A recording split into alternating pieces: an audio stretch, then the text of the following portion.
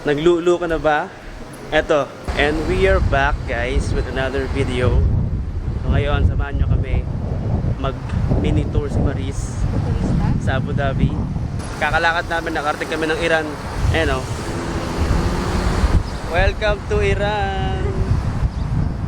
So actually now we are heading to the World Trade Center dun sa may mall na site para bumili ng bus card para kami ay makapag-travel through bus. Pag nag 1, 2, 3 dito, pwede naman, kaso nga lang sobrang risky kasi pag nahuli ka may fine na 200 dirhams.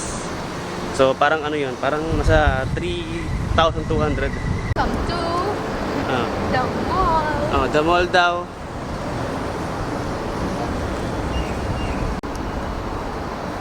Grabe. Sobrang lamig. The mall. Sa mga hindi pa naglululo dyan. Naglulu ka na ba? Eto. May bus card po. Dito. Dito po ba yung sa bus card? Sa customer service. Ito daw man. Sa mga hindi nakakaalam, yung Lulu Hypermarket is one of the biggest supermarkets in the UAE and in the Arabian Peninsula itself.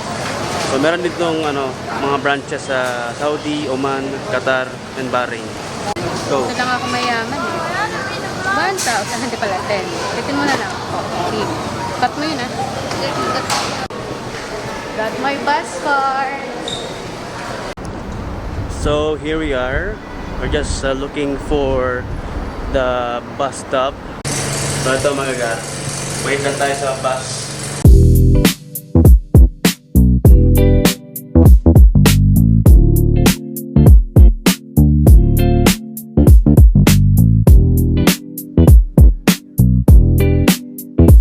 Welcome to Marina Mall. We have made it guys to Marina Mall. So kamusta ang weather? Kainit. Napakainit daw. Hindi na tayo. Baka daw masayang ang kanyang Kojic soap. Nagutom na yung guest ko. One coffee. Coffee daw or pastries And daw. pastries. So yun mga kapatid. Napakaganda ng view dito. Ambience. Outdoor. Para siyang slash indoor slash outdoor. Ayan. Ayan daw ang pag-video. Tara As na. a videographer and photo and video editor. Wow. So yun, ikot-ikot lang. Oh, very turista. Pak! Pinitsura ng Ganda. So ito, napunta kami sa McDo. Nagpunta ng Abu Dhabi para mag-McDo. So here we are. Happy Fiesta.